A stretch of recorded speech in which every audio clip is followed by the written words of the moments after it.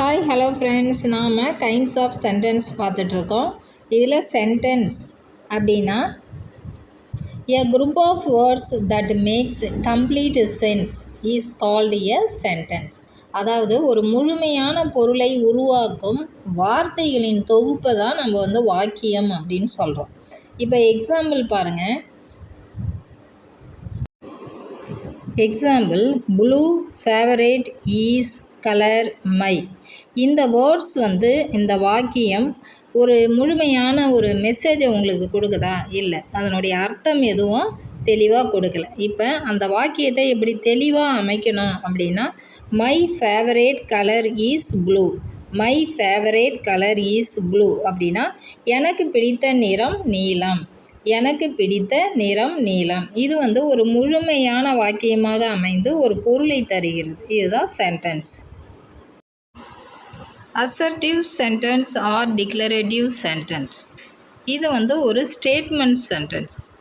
செய்தி அல்லது ஒரு கூற்று வாக்கியம் ஒரு செய்தியை குறிப்பிடும். செய்தி வாக்கியம் எனப்படுபவை ஒரு உண்மையை எடுத்துரைப்பவை.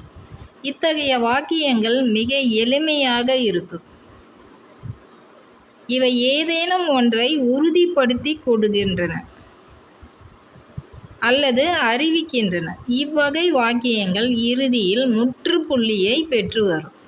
சில எக்ஸாம்பிள்ஸ் நம்ம பார்க்கலாம். It's raining.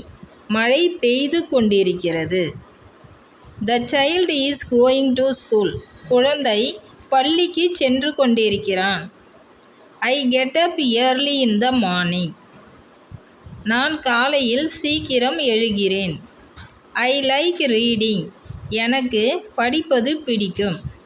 Assertive or declarative sentences may be positive or negative. இந்த சென்டென்ஸ் பாசிட்டிவாகவும் இருக்கும், நெகட்டிவாகவும் இருக்கும்.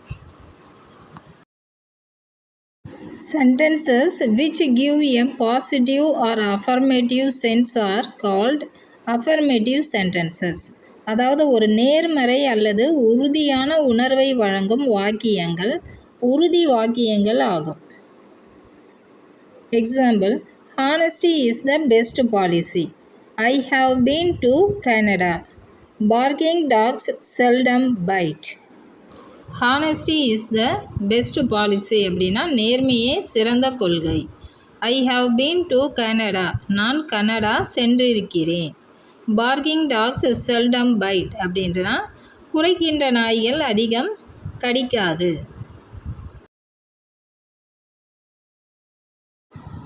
Negative sentence. Sentences which give a negative meaning are called negative sentences. அதாவது எதிர்மறை பொருளை கொடுக்கும் வாக்கியங்கள் எதிர்மறை வாக்கியங்கள் என அழைக்கப்படும். அது பாசிட்டிவ் மீனிங் கொடுக்காது, நெகட்டிவ் மீனிங் தான் கொடுக்கும். அது negative sentence. Example, she will not listen to me. அவள் என் பேச்சை கேட்பதில்லை.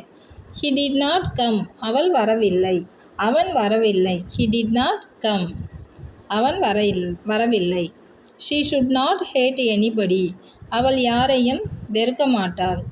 அவள் யாரையும் வெறுப்பதில்லை. அதுதான் அதனுடைய மீனிங். அதாவது நெகட்டிவ் சென்டென்ஸில் கொடுக்கக்கூடிய விஷயங்கள் நெகட்டிவாக இருக்கும், அதில் பாசிட்டிவ் வராது.